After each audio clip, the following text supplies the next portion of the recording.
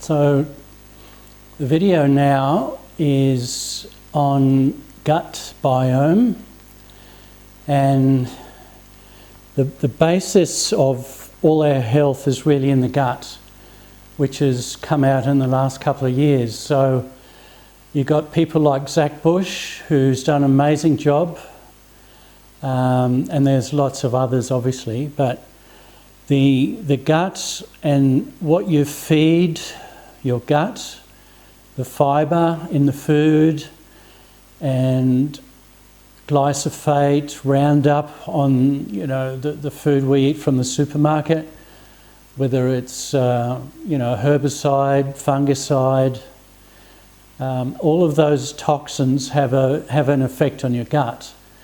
So what I want to do is introduce you to the experts, because I'm not triple certified, board certified MD. The allopathic modality is between 15 and 20 years behind. So what you're going to hear here is basically the latest up-to-date information on health, natural health. I'm not talking about covering up with pharmaceuticals. If you have pain, you take some pain medication. I'm not talking about that. I'm talking about a cure, healing, your body healing itself through natural means, not artificial means. And basically, a chemical will never heal your body. It's impossible. You need a natural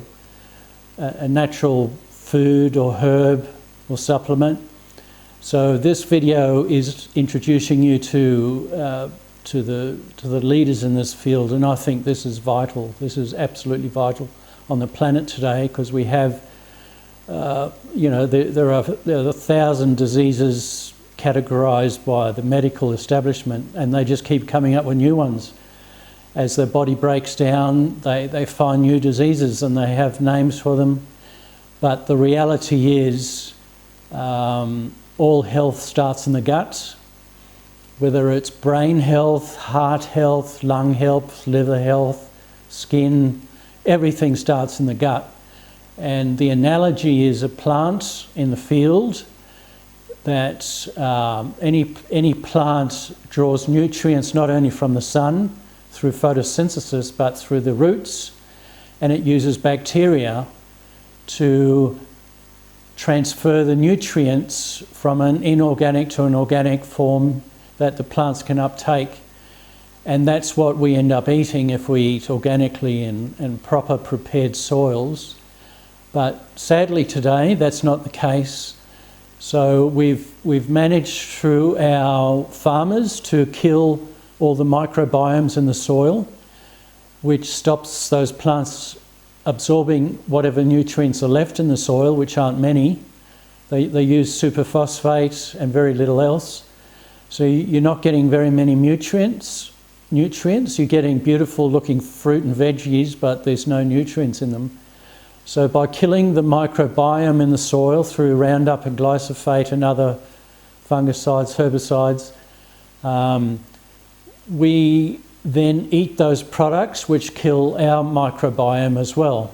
So we have a lack of uptake in minerals, vitamins in our body through the gut, and again we come out with 1,000 different diseases. So I'd like to introduce you to Zack Bush, who's the leading expert on those connections between the microbiome and the chemicals. So thank you for watching this video. It's really worth your while. If you have any illness in any shape or form, I don't care what it is, you need to watch this. So thank you again. But let's immerse ourselves a little bit more deeply in the weeds of what's actually going on. I mean, you mentioned the declining fertility rates. I looked at a couple other alarming statistics. 1 out of every 2 men and 1 out of every 3 women will suffer some form of cancer diagnosis during their lifetimes, not including skin cancer. The autism rates have doubled in the last 6 years. Now it's 1 out of every 36 kids. Is that correct? That's correct. Of course, depression, anxiety, these things are ubiquitous. 46%, as you mentioned, of kids have a chronic health issue. And there's projections that by 2030, 1 out of every 3 children will be diagnosed somewhere on the autism spectrum. It's insane. And that's not even getting into heart disease, diabetes, obesity. The common ones, right? Yeah, exactly. Yeah, it's not even getting into those. And so, we can debate the biology and the chronic diseases all day long, but even if we were off by 100% on those numbers, like what if we were a logarithm off on those numbers? The fact is even today, if we froze progress where we are today with the rates of chronic disease we have and the financial burden that's putting on our country, we're in an insoluble state already. I think our national military and defense budget, which includes things like Homeland Security and a bunch of other stuff in there, is somewhere around $700 billion a year. And that's a lot of money to spend on being isolationist and maybe being a bully around the world. But it pales in comparison to the $3.5 trillion that we're spending on chronic disease management. So we are, somewhere in the ballpark of 4 to 5 times more on chronic disease than we are on defense. And I've spoken to one of the authors of Carter's 2000 report. So Jimmy Carter in the late 70s commissioned a whole team of brilliant economists, agricultural experts, education experts, technological experts, everything else, and they were supposed to write this sort of 2000 report that would tell us in 1978 what's going to be happening in the year 2000, what do we need to be ready for to be competitive as a nation on the national stage. So brilliant, forward-looking thing. I think he's really one of the few presidents that had the foresight to look far beyond where his presidency could have ever been relevant to that story. Right. And in that commissioning, when I talked to the author of it, he's now in his mid to late 70s, and he said, the biggest shock to everybody who wrote that paper was how they nailed everything. They really didn't miss in 1978. They predicted the technological boom. They even had iterations of the internet predicted. They had all kinds of profound foresight into what was happening. And he said the only thing they completely missed was the chronic disease explosion. Nobody could have possibly predicted that at that time, that humans could have gone from 4% to 46% of our children with chronic disease, or 4% of the entire population to 46% of our chronic disease, our children. And so that is why we're economically failing, is the great minds that have been looking forward 30 to 50 years foresaw a lot of what we would need financially to stay soluble, but nobody saw this doubling and doubling and doubling of the healthcare budget. And, all of the reshuffling of the deck chairs that we've seen with Obama's administration, well, of course, going back to the Clinton administration, their effort at healthcare reform, Obama finally pulling that together after Bush kind of disassembled the Clinton effort, and now we see Trump disassembling Obama's effort. The fact is, at no moment in there did we create a soluble plan for the healthcare industry. And so all we're doing is reshuffling deck chairs on how are we going to continue to sustain this rate of growth of expense. It costs us 6 to 8% more every year to take care of the chronic disease in this country. And so you fast forward a decade and you can see that rate of doubling coming quick. And so at this rate, we'll be spending somewhere around $5 trillion a year on healthcare by 2025. So with our next president is going to face that kind of crisis at the financial level. And now you start to picture what would it look like if 1 in 3 children were autistic in 2035. Just if that was the only disease that existed, it would cripple us financially. It takes 2 to 3 people to provide for 1 disabled individual over the course of their life. And so you're taking out this huge, 2 of those children will have to take care of their peer for the lifetime of that peer. Meanwhile, being coupled with the largest geriatric population in history, that has a cancer rate of 70%. And so that is a grim picture. It's beyond fathoming of what we would have to do financially, right? Yeah. And laying on top of that, just our basic systemic structure for dealing with this isn't healthcare, it's sick care. It's basically managing disease and diagnosing and prescribing without much thought or intention being placed into what's causing these illnesses and preventing them before they arise. Yeah. Yeah, and if we tackle it from the Western medical standpoint, which is we need to figure out the biology of cancer, we need to figure out the biology of autism, we need to figure out the biology of all these different seemingly disparate disease processes because they affect different parts of our body. That's been the billion-dollar pursuit of all the pharmaceutical industries and all of our universities for 50 years now.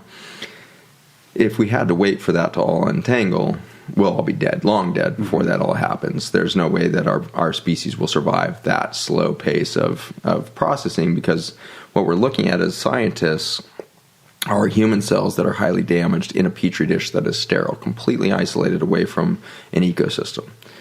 By that very definition of how we do science, we don't understand what human life looks like in the context of an ecosystem. Mm-hmm. And so we're so flawed at the basic level of exploration that we will never find the solutions. And so we've known since 2005, with the first genetic kind of untangling of the genome of the microbiome. So looking at all the genes of all the different species of bacteria, fungi, parasites, everything else that lives in your gut.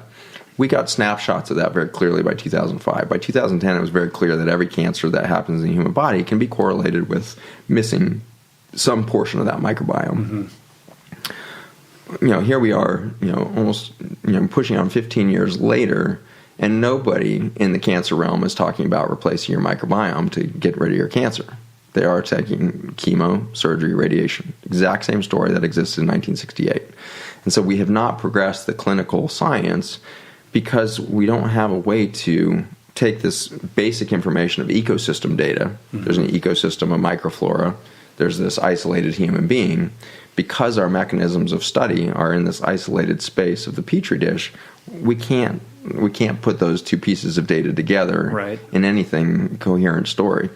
And so that's where our lab has tried to jump out of that petri dish space and start working instead with the farmers to start looking at the lineage of health. And watching soil regenerate is very encouraging. And I think it tells us something about the human journey that we can lay out ahead, which is we built a nonprofit called Farmers Footprint now, and all of our money from our biotech companies and everything else is pouring into supporting this bigger mission of the farmers.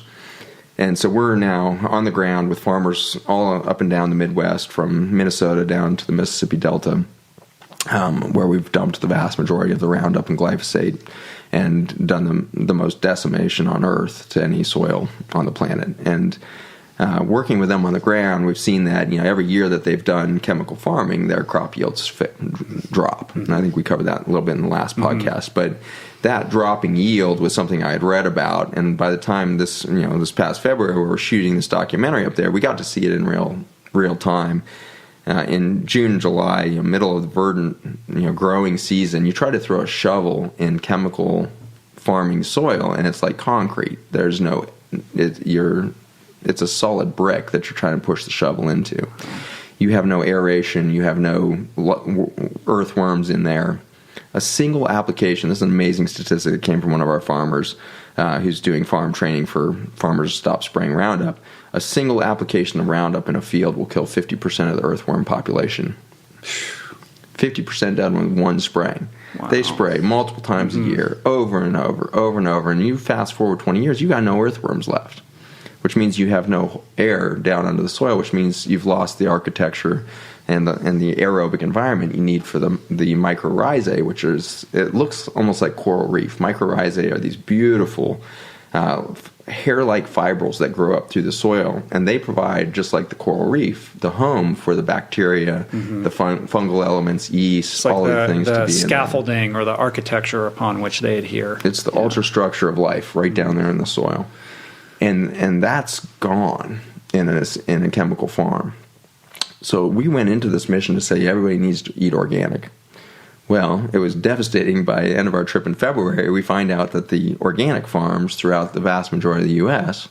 are using tilling, which is what all the chemical farms do too. They till their ground. So you drive by these, if you've ever flown or driven over the Midwest in wintertime, it's just fields and fields of black soil. There's nothing growing in it. It's not covered. It's totally exposed. that's a tilled field. When we till, we use a mechanical process rather than a chemical process to disrupt all the earthworms, kill all the earthworms, kill the mycorrhizae, all that through tilling. It turns out that when you switch from chemical farming over to an organic process, one of the things that tends to happen is you start to over-till. You start to till more because you don't want to spray the weeds. You try to till the weed into the ground. So what is the intention behind tilling? What is that trying to accomplish? It's interesting. When you ask the farmers, because my mindset was it must be to get rid of the weeds. But it's actually an aesthetic. The farmers actually just think it looks better. And so the landowners that the farmers are often leasing from want to see a well-taken care of farm. And in their mind, massive landowner. And it's interesting that our farmers no longer own their land, right? And so we've taken that land away from the family farms. And they're now owned by 100,000-acre, million-acre plots by some massive conglomerate or maybe some wealthy person who doesn't have a clue really about farming, perhaps. And often leads to some form of legal indentured servitude. It's right? indentured servitude. Yeah. And we can go into detail on that. The amount of debt that they have to incur. The relationship between the banks, the landowners, and the farmers is extraordinarily insidious. It's just, it's got everything frozen and petrified in ancient processes because they can't move forward financially. But if we just take a look at that simple belief that a plowed field or a tilled field looks clean, that's what the farmers say is, I can't not till my land in the fall because then my landowner is going to think I'm a bad farmer. And so it's this just simple, and you're like, seriously? Like, you're doing damage to the soil, but you do it anyways? And then some of them say it's also a great form of relaxation and meditation for me to be out in the field because it looks kind of messy and I can just drive along for hours a day and I can look back and I say, I just did all of that. I just cleaned that whole 1,000-acre swath over the last week and it looks spotless now. And so they literally do it for entertainment. They do it for a sense of accomplishment. They don't do it because it's good for the soil. They don't do it because they think they should to grow more crops. They know it doesn't increase their crop yield. And so when we go in to educate, these farmers need support on every level. They need support to say, a farm shouldn't look like what our modern farms look like. You have freedom to go make a farm look like whatever it needs to look like to grow healthy soil. But to do that, like we said, you got to get the banks involved. And these farmers are, the farmers that we're featuring in our first docuseries with Farmers Footprint still own their family farm. And so these are 350 to 400, 350 to 1,000 acre farms that have been in their family for at least 4 or 5 generations. But are these on the sort of Joel Salatin model, no, or just these traditional? These are big-time GMO farmers now. I got you. And so they drank the Kool-Aid in the 1990s that they were going to be able to grow more soybean and corn. So these were already big-time commodity-growing farms by the 1980s, And interestingly, it's been generations sometimes since these guys grew gardens. They've been growing large monoculture commodities for 1 or 2 or 3 generations. And so, the first farm we are featuring, we're one of the first adopters of the Roundup Ready GMO crop in 1996.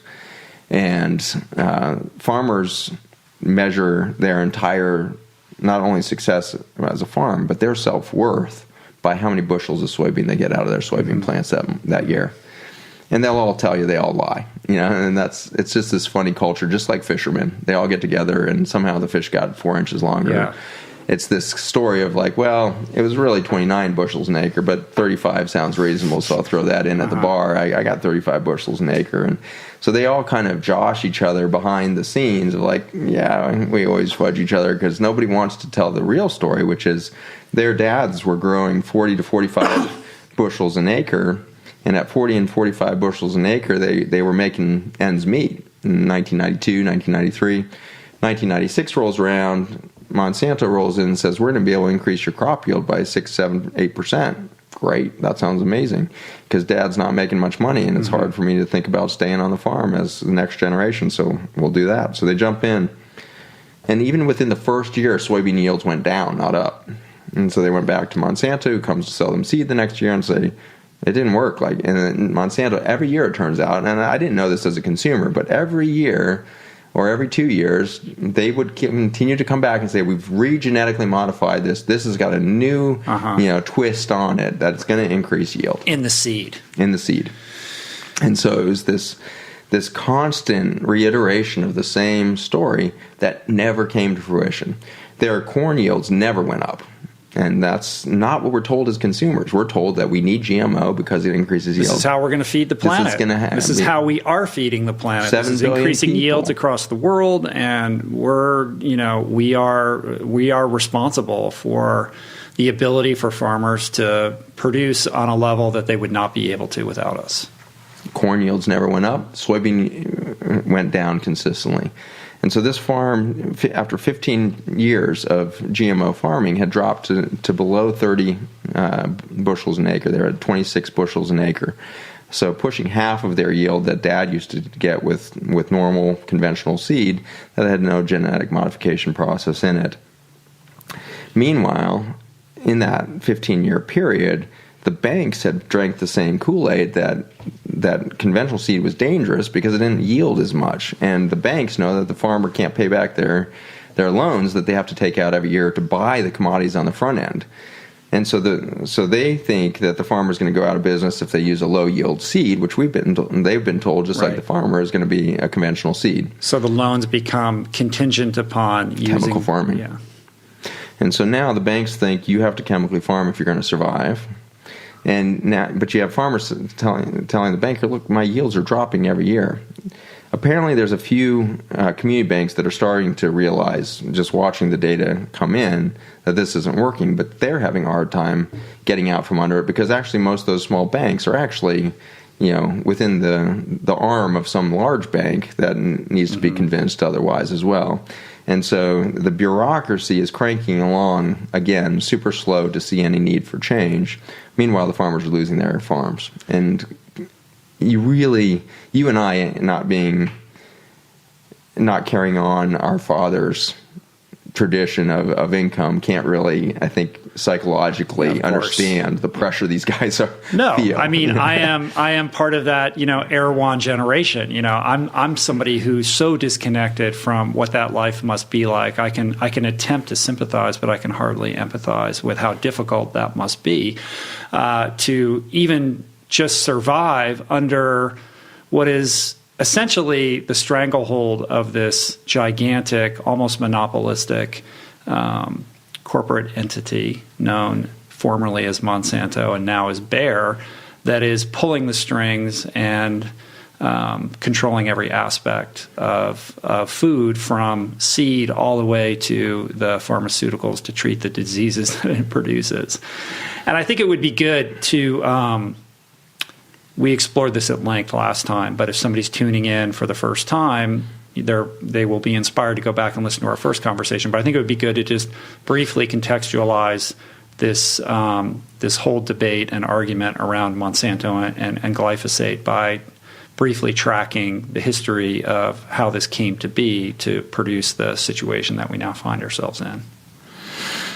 Yeah. So Monsanto was a chemical company that was developing chemical warfare throughout the 1950s and 60s. And so they were very involved in the development of chemicals like Agent Orange and these things that we were using to defoliate the jungles of Vietnam so that we could see the Viet Cong better and expose the Ho Chi Minh Trail and do our bombings more accurately.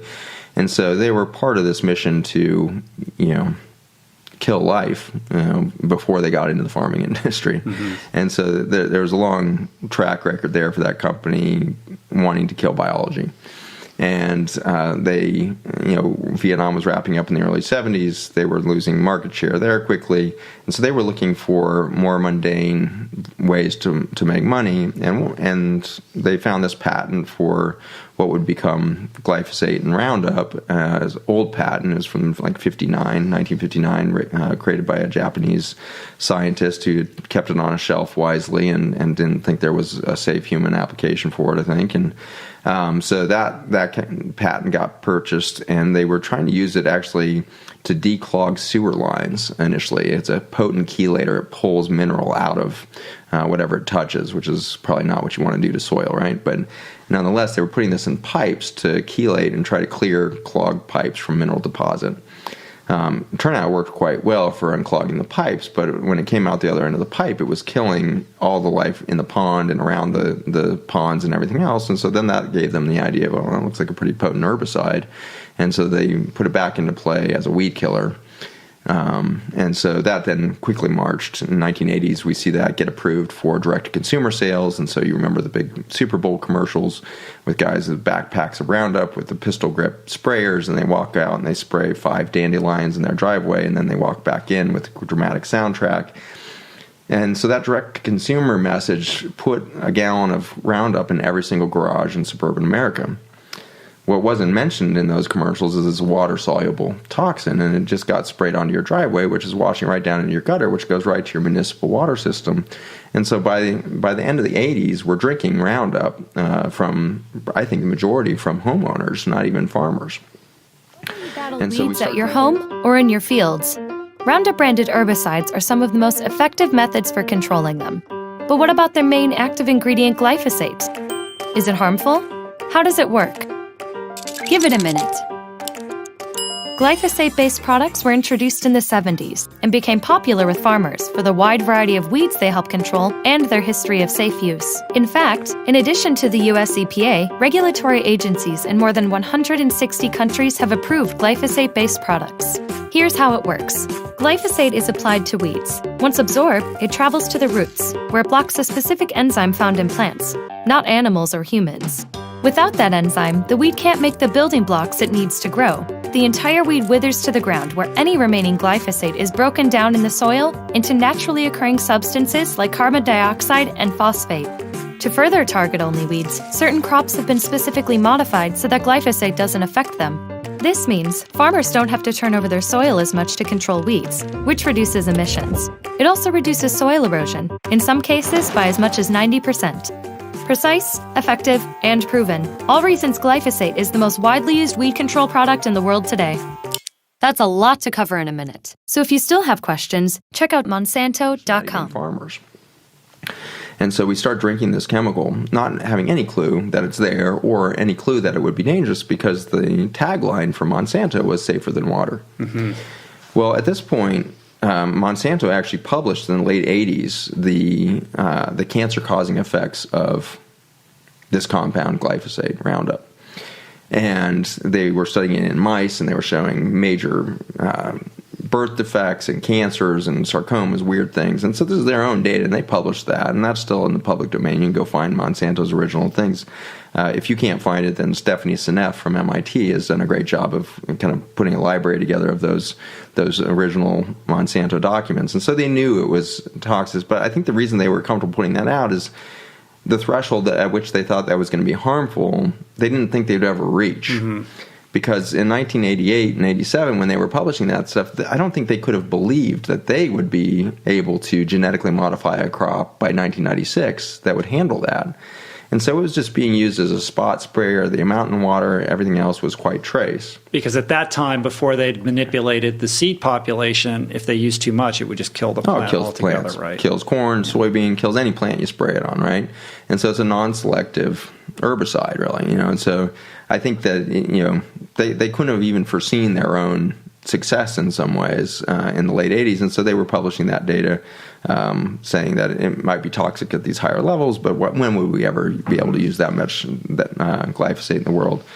By 1992 was when we started spraying it directly on crops, and so it started to be sold as a desiccant or a drying agent to the wheat. Wheat is the only staple crop that you want dead before you can harvest it. And so they were spraying wheat in northern climates initially, and now it's kind of gone worldwide, and every single year since 1992 we've sprayed more acres of wheat with glyphosate.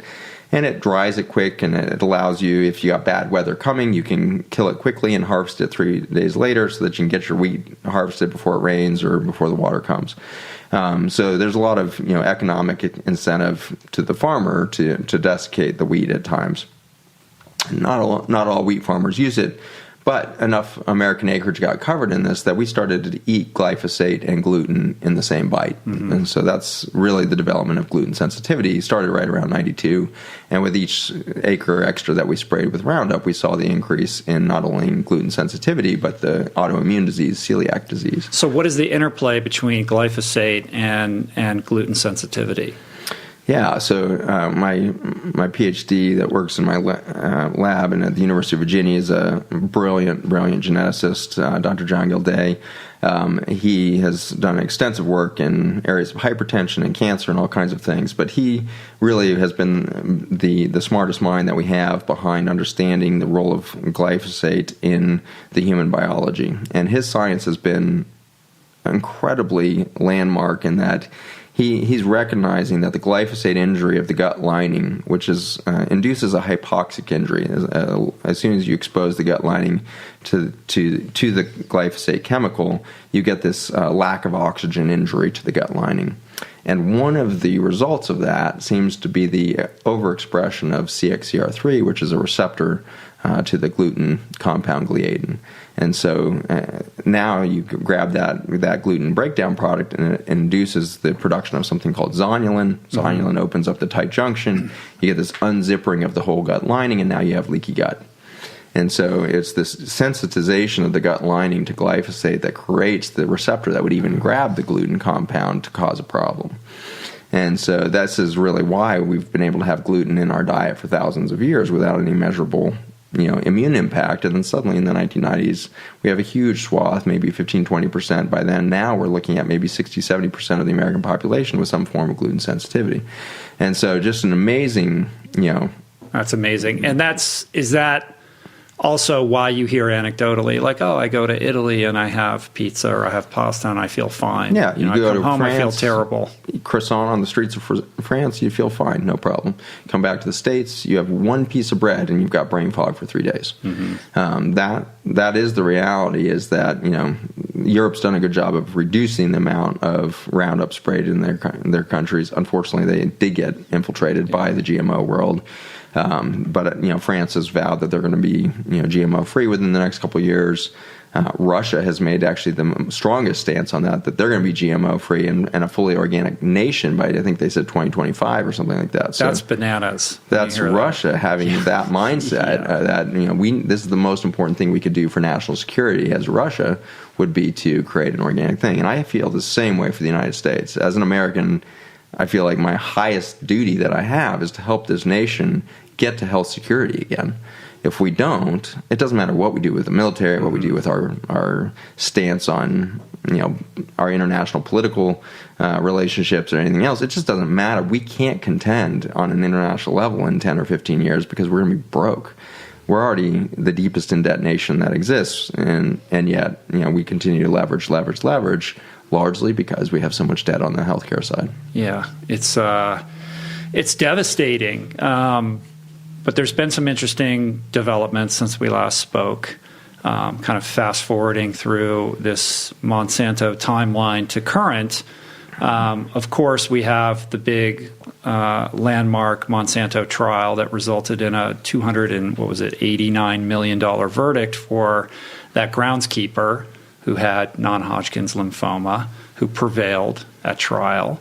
And that spurred, I think at the time there were maybe 800 or 1,000 lawsuits pending. Now there's something like 8,000, right? So there's a couple things I want to talk about, but like, what is the import of that decision? How is this going to play out? What's it going to look like when the rest of these cases go before juries? First of all, huge, interesting landmark case, as you say. It was the first case out of the many thousands that have been brought before that one that was allowed to go to jury. And the thing that was really allowed to go to jury was not just the science of why this guy got non-Hodgkin's lymphoma, which is the most common cancer associated with glyphosate. The lymphomas and leukemias are the easiest ones to track back to the glyphosate injury. But the judge was the first to allow data to go forward that Monsanto had known that this was a cancer-causing agent since the 80s, and that data could be put into the court place for the first time.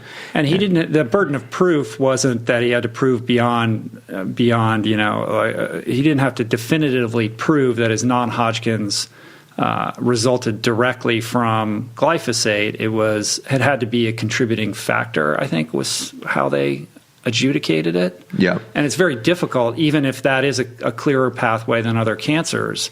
How do you specifically, that's a very heavy burden to shoulder to say, well, this is, if you're smoking, to say I got lung cancer from cigarettes, even you can't definitively prove that, right? That's so the fact that they prevailed. Yeah, we still haven't had a class action lawsuit on cigarettes and lung cancer, right? And so you're exactly right. And, as optimistic as I tend to try to be, I'm not sure that verdict's going to be allowed to stand. They're going to keep appealing until the cows come home, I think, in reality. But the realist in my brain has to step back for a second and say, why now? Why suddenly, after thousands of efforts, did this case be allowed to go to trial? Why suddenly did Monsanto let this thing get to the point where they're paying out $200 million to an individual? What could possibly be the rationale for that? And if we back up from maybe a less optimistic standpoint, we can say the major event that happened within weeks or months ahead of that trial going forward was the sale of Monsanto to a foreign entity. Mm-hmm. And so Bayer, the largest pharmaceutical company in the world, arguably, but certainly in Germany, purchased Monsanto for $67 million or something, $1 billion, right? And so that $67 billion moves, the court environment, I think, to a different district, right? And so I think whatever impending stuff we have right now is, I don't know if anybody outside of the deal makers for the Monsanto Bayer thing have seen it, but I have a feeling if we took a look at all that paperwork, we could see that there's going to be, a time period in which case these court cases will be allowed to move forward, and then suddenly Bayer is going to be completely untouchable. And within days of the completion of the merger or the purchase of Monsanto, they dissolved the legal entity of Monsanto. Right. They've retired that name altogether. They retired the name. They dissolved the entity. They just made it disappear. And so now we have all these cases against Monsanto that is now no longer an entity. It's a standing issue now. Yeah. Right. And so I think it answered one of my biggest questions right before all of that unfolded. My biggest question was, why is Monsanto selling itself for $67 billion? They provide seed to 85 to 90% of our commodities in the United States. Their worth has to be far greater than $60 billion. Yeah. And so how could they be selling themselves for pennies on the dollar to a foreign entity? What would be the impetus behind that? Number one, maybe they saw the writing on the wall, said, this is not looking good. There's too much data. Public sentiment is stacking up against us higher and higher every year. We need to just cut and run, get out from underneath this situation. But it's also possible that there's a bigger situation at play, which is, again, the international commodities market. And the Monsanto, by 2002, we had hit 85% of our corn and 95% of our soybean grown by GMO. If it wasn't that hit those numbers by 2002, certainly 2006 we had hit those. And so we've seen this huge domination of this single seed source for U.S. commodities. But now, if you look in the developing world, it's India, you've got China, you've got Australia buried in it, New Zealand. Brazil is one of the largest importers of it. And so you've got swaths of the entire 7 billion people in the world that are consuming some sort of GMO crop from this single source. So $66 billion sounds like a lot of money to you and I, but it's a pittance compared to that global commodities environment. In the years right before the move for Bayer to go purchase Monsanto, they got approval from EU regulators as well as the US EPA and USDA to go in with a new genetically modified crop. And nobody's talked about this crop in the US. Our farmers know it's there because we're growing it in the Midwest already. It's called Liberty Link. And so it used to be Roundup Ready crops from Monsanto, but now it's Liberty Link from Bayer. Liberty Link is a creepy enough name to it anyways. But Liberty Link, it turns out, is a different genetic modification to allow for a different herbicide to be applied to the crop. And the mechanism of action is same concept, where it's blocking the production of amino acids, which are the building blocks for life. But it's blocking a very specific one in this case. It blocks the enzyme that makes glutamine, and this happens to be an extremely important piece of innumerable endocrine functions, innumerable functions of cellular biology, but most profoundly perhaps is fertility, human fertility, depending on this amino acid. So this is the next evolution of Roundup. This is the next evolution of GMO crops, and it's growing in your Midwest United States right now, and it's owned by Bayer. And so that got put in place. It's a corn, soybean, wheat across. They can put it in any anything they want at this point, I think. But it's the big staple crops that they're growing, corn and soybean particularly. But sugar beets and all those are well on the way. But corn and soybean already being grown in the U.S. under this new crop treatment, which is blocking the ability of that food to carry these essential amino acids into the food chain. So we have simultaneous affronts on our soil systems, and then we have the human health impact of ingesting all of these crops on a mass scale, which is disrupting our endocrine systems. It's destroying our microbiome. Explain a little bit about how this is leading to all of these degenerative chronic illnesses that we're seeing. Yeah, so I think to finish off that political thought, I guess, before my brain can move on, is it makes sense that if you've got a new commodity that could take over the majority of the world, but you're in direct competition with Monsanto, who's already mastered 85 to 90% of the farm environment, to make the move to purchase that company is a no-brainer, because it gives you the opportunity to become a monopoly across both. It's amazing that GMOs. It passed antitrust muster. I don't think it got even evaluated. I don't understand how somebody could have honestly said they did an antitrust evaluation of this. I think when we were here before, when you were here before, the merger was pending, but it hadn't fully gone through. I thought it was going to fail because of the antitrust issues. I didn't think there was a way that we...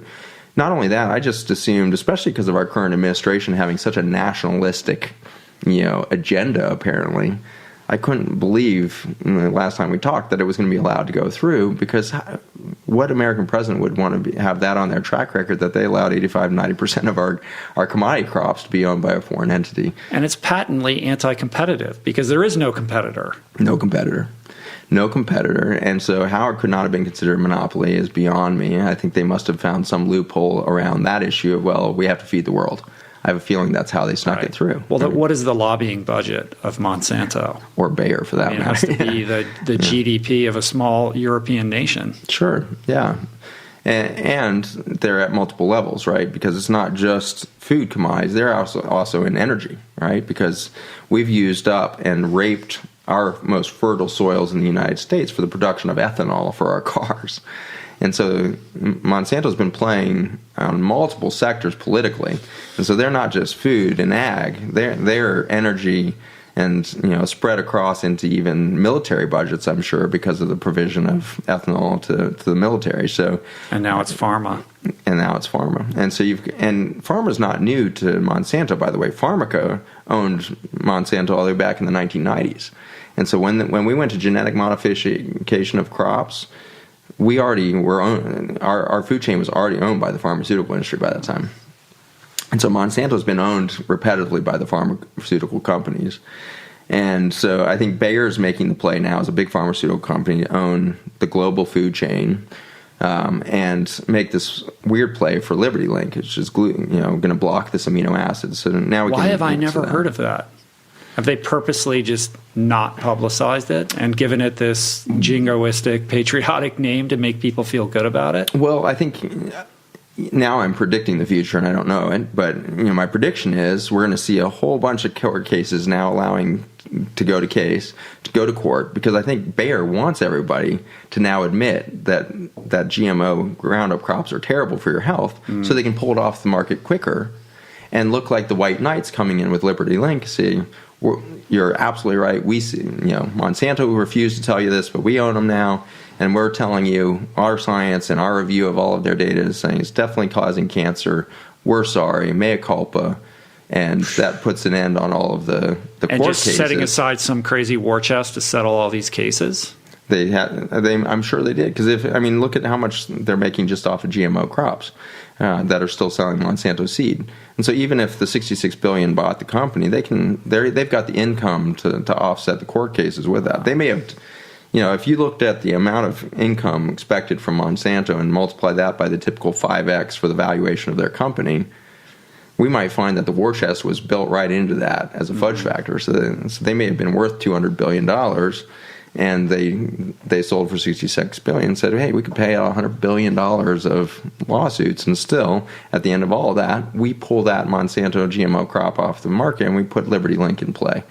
And so they already have, I think, there's no way a company as big as Bayer is not going to have an end game in play when Monsanto was already all tied up in these lawsuits. Well, the lobbying arm is certainly...